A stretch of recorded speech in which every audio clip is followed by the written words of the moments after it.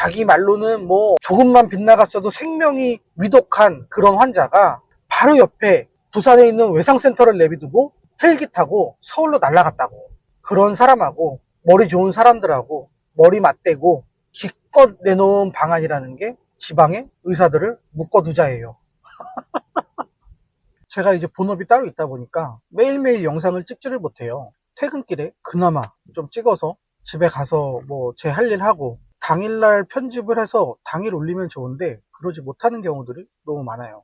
편집이 뭐 다음날까지 밀리는 경우도 많고. 근데 이제 요새는 뉴스가 막 쏟아지잖아요. 시간 단위로 쏟아지잖아요. 뭐 하루만 늦어도 진짜 완전 캐캐묵은 얘기가 돼버리는 거예요. 그래서 나름 이제 제가 정한 규칙은 뭐냐면, 쉽게 말해서 이제 레카 같은 짓은 하지 않으려고 하고 있고, 주관적인 저의 생각을 정리해서 그렇게 영상을 올리고 있는데, 조금 느리긴 하지만 그래도 뭐 많은 분들이 봐주시고 있고 공감을 해주시고 있어서 항상 감사하게 생각하고 있습니다. 매일 영상을 찍지 못한다라는 그런 핑계.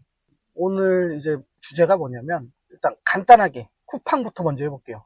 저는 아무 신경 안 쓰고 있어요. 탈퇴를 한다거나 뭐 개인정보를 바꾼다거나 그런 거 일절 없습니다. 그냥 예전 비밀번호 그대로 쓰고 있고, 개인 통관 고유번호, 통관번호도 그대로 그냥 냅두고 있고, 뭐 하나 손댄 게 없어요.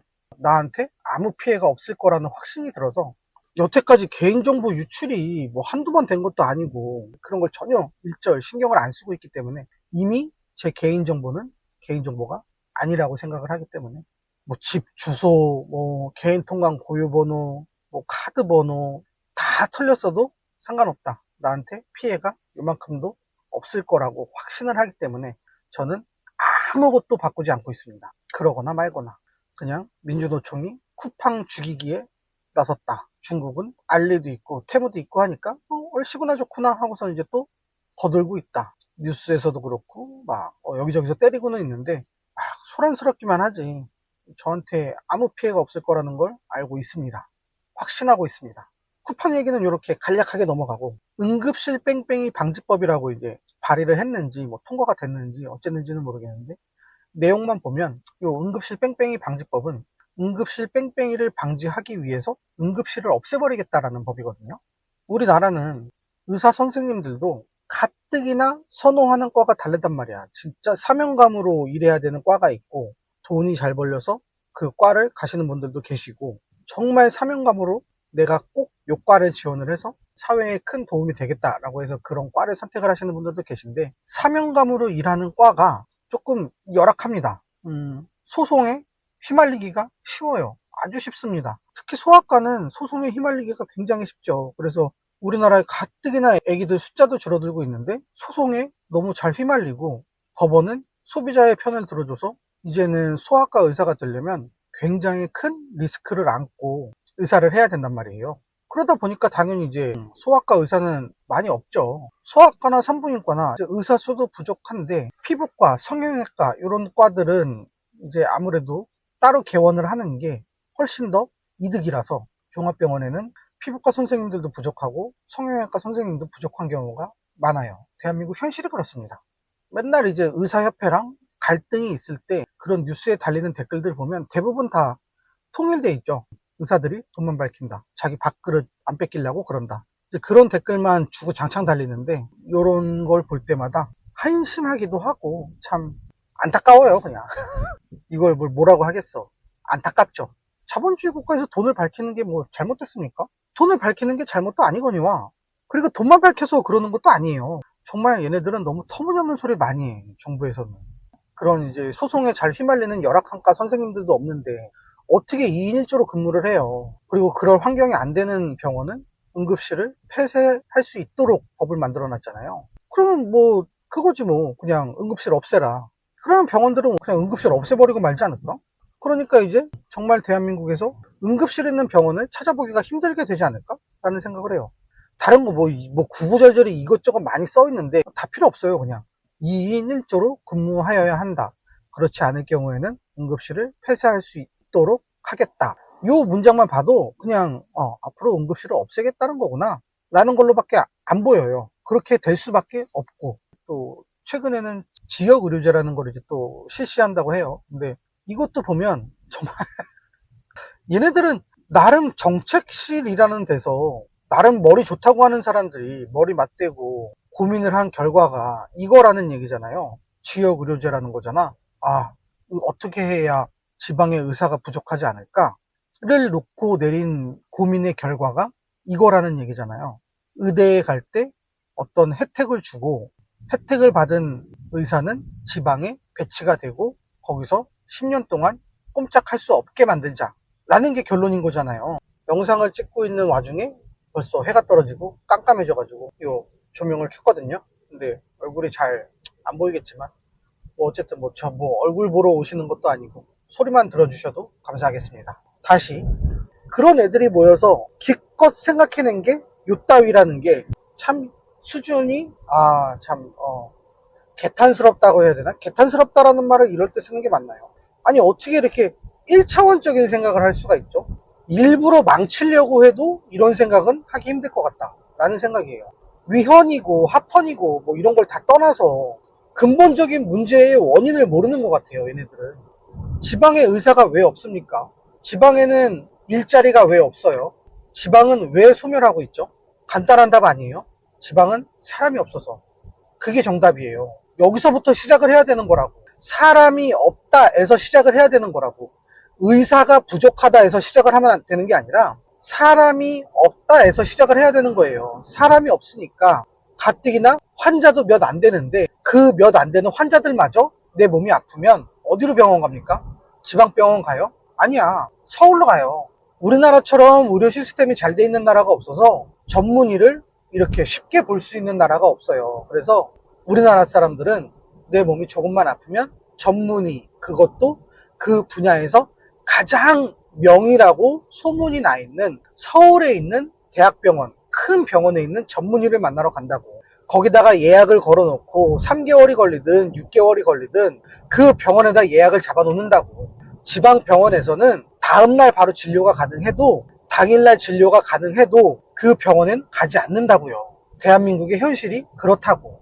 근데 거기에 의사들을 보낸들 뭐가 달라집니까? 대부분의 사람들이 서울에 살고 계시니까 진짜로 지방에는 병원이 없는 줄 알고 계시는 분들도 계실 텐데 아니에요. 지방에도 병원은 다 하나씩은 있습니다. 저도 면 단위에 살거든요. 근데 우리 아파트만 봐도 한국 사람보다는 외국 사람이 더 많고 실거주자보다는 기숙사가 더 많은 현실입니다. 지방에는 사람이 이렇게 없어요. 그렇다고 제가 사는 곳이 뭐 저기 어디 뭐 두메산골에 처박혀 있느냐? 그것도 아니에요. 여기서 서울 가는데 딱 우리 동네 고속도로 타서 서울 요금소 내는 데까지 1시간 걸립니다.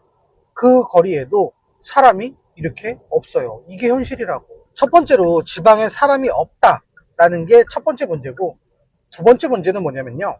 이것도 같은 맥락이긴 한데 의사들은 의대를 졸업하고 나오면 의원이 됩니다. 그리고 수련병원에 들어가서 수련을 한단 말이에요. 이런저런 수술도 좀 해보고 이런 케이스 저런 케이스 이런 상황 저런 상황 다 겪어보고 말 그대로 전문 의가 된단 말이에요. 근데 지금 지역 의료제라는 게 의대를 졸업한 학생들을 지방에 있는 병원에 보내서 거기서 전문 의를 만들겠다라는 거잖아요. 근데 이게 말이 되냐고. 사람이 없어요. 지방에는 사람이 없다고. 근데 무슨 이런 케이스 저런 케이스 이런 수술 저런 수술을 어떻게 해보냐고요 도대체. 그걸 해볼 수가 없다라는 거예요. 당장 저희 동네에 있는 병원만 가도 내가 지금 병원에 와 있는지 경로당에 와 있는지 모른다니까요. 가면 최할머니 할아버지들이에요. 그냥 마치 사랑방 같은 곳이고 경로당 같은 곳입니다. 지방에 있는 병원은 할머니 할아버지들 모여서 세상 사는 이야기 나누는 곳이고, 의사가 할머니 오늘은 어디가 불편하세요? 라고 하면 맨날 그렇지 뭐 무릎이 좀 쑤셔. 그러면은 그 의사가 거기서 수술을 해줍니까? 아니에요. 연세 드신 분들은 마음대로 수술도 못해. 그러니까 그냥 약 처방해드리고 보내는 겁니다. 그러면 대기실에 가서 친한 다른 할머니랑 그냥 또 대화 나누고 계세요. 지방 병원의 현실이 그래요. 근데 무슨 거기서 의대를 갓 졸업한 의사를 보내서 전문의로 수련을 어떻게 시킵니까? 안 된단 말이야. 시간만 보내서 전문의가 됐다고 칩시다. 그러면 우리나라 사람들 가뜩이나 명의만 찾아다니는 우리나라 사람들이 왜 사람들 병원 가면 제일 먼저 보는 게 뭐예요? 나를 담당하는 의사 선생님 이력부터 훑어보지 않습니까? 이 사람이 어느 의대를 나왔나, 이 사람이 어디 병원을 거쳐서 어디 병원에서 무슨 과장을 거쳐서 그 다음에 여기서 교수를 하고 있나를 보잖아요. 근데 의대까지는 괜찮아. 근데 갑자기 저기 어디 지방의료원에서 전문의를 수료를 했대. 그러면 경쟁력이 있는 의사예요, 그 의사가? 우리나라에서? 전혀 그렇지 않다고. 당장 이재명부터 바로 옆에 있는 권역 외상센터를 놔두고 헬기 타고 서울로 갔잖아요. 당장 이재명부터 그렇다고. 이 나라의 대통령부터가 외상에 특화된 부산 권역 외상센터를 내비두고 헬기 타고 서울로 떴다고. 자기 말로는 뭐 조금만 빗나갔어도 생명이 위독한 그런 환자가 바로 옆에 부산에 있는 외상센터를 내비두고 헬기 타고 서울로 날아갔다고. 그런 사람하고 머리 좋은 사람들하고 머리 맞대고 기껏 내놓은 방안이라는 게 지방의 의사들을 묶어두자예요. 아니 좀 입체적으로 생각할 수는 없나요? 이거? 입체적으로 생각할 수는 없나? 꼭 이렇게 1차원적으로만 생각을 해야 되나? 너무 이게 터무니없어서 지금은 오히려 의심이 든다니까요. 이건 그냥 멍청한 게 아니다. 얘네들이 머리를 맞대고 대한민국의 의료 시스템을 붕괴시키려고 작당 모의를 했나 싶을 정도로 의심이 된다고. 당장 3년 안에 건보료가 고갈된다. 당장 5년 안에 건보료가 고갈된다. 3년이냐 5년이냐 그걸 놓고 싸우고 있는데 얘네들은 지금 무슨 헛소리를 하고 있는 건지. 지방 병원에서 그 쏟아져 나오는 의대생들을 어떻게 수련을 시키냐고요. 수술 케이스도 없거니와 병원이 돌아가질 않는다고. 그나마 유지하는 것도 감지 덕지라고. 지방병원은 사람이 없어서. 근데 거기서 수련하는 그 의사는 월급은 누가 줄 것이며 그 사람이 한 명 더 늘어남으로써 필요한 그런 자재들은 누가 사줄 것이며 어떻게 유지할 거냐고 도대체. 그렇게 돈 들여서 전문의가 하나가 나온들 그 전문의가 무슨 의미가 있겠냐고. 누가 그걸 하고 싶겠냐고.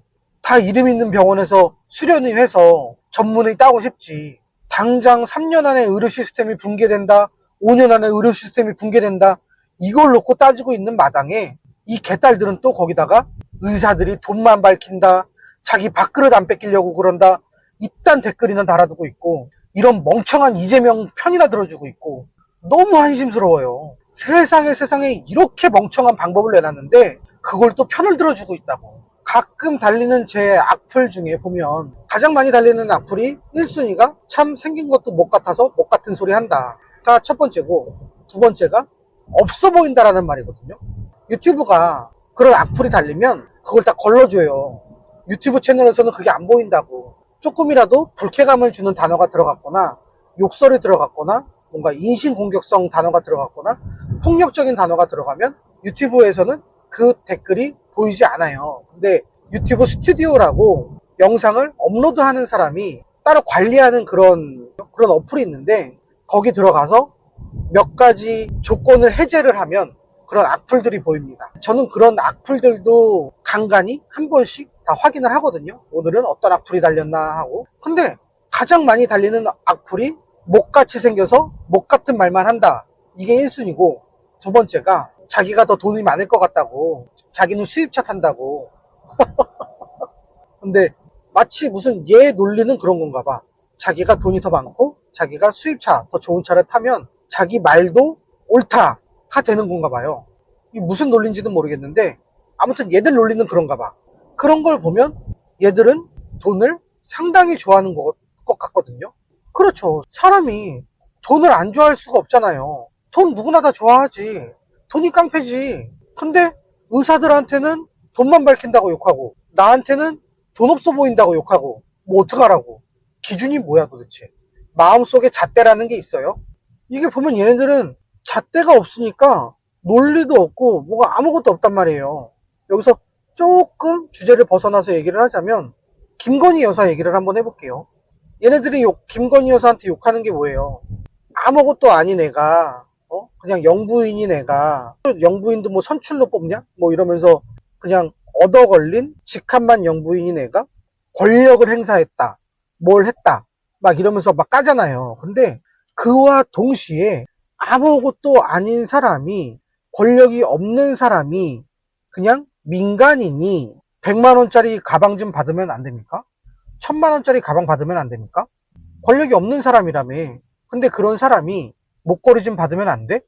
무슨 상관이야. 니들 말 맞다나 김건희 여사는 아무것도 아닌 사람이라고. 그냥 민간인이라고. 둘 중에 하나만 해야지. 왜 민간인이 권력을 행사했느냐? 혹은 왜 영부인식이나 돼서 그런 고가의 물건들을 받았느냐? 둘 중에 하나만 해야지. 두 개가 서로 논리가 안 맞다고. 정반대라고. 같은 사람을 놓고 같은 애들이 서로 상황만 다를 뿐인데 이 상황 둘 다 욕을 하고 있는 거라고. 이거 이해 못하면 답이 없는 거예요. 왜 아무것도 아닌 사람이 권력을 행사해? 라고 하고 아무것도 아닌 사람이 목걸이 좀 받으면 어떻고 그림 좀 받으면 어떻고 가방 좀 받으면 어때? 그냥 친분이 있어서 해줄 수 있는 거잖아, 그런 거. 얘네들이 이게 웃기다니까?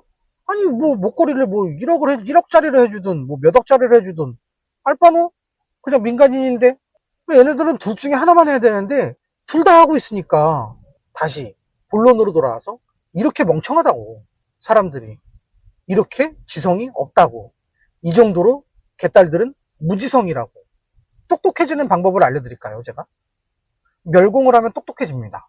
멸공을 하면 내 마음속에 기준이 생기고요. 멸공을 하면 세상을 똑바로 보게 돼요. 멸공이 뭐 대단한 게 있느냐? 아닙니다. 그냥 공산당이 하는 말은, 저쪽 왼쪽 애들이 하는 말은 다 거짓말이다 라고 의심하기 시작하면 답이 너무 쉽게 나와요. 그러니까 우리 다 같이 멸공합시다. 감사합니다.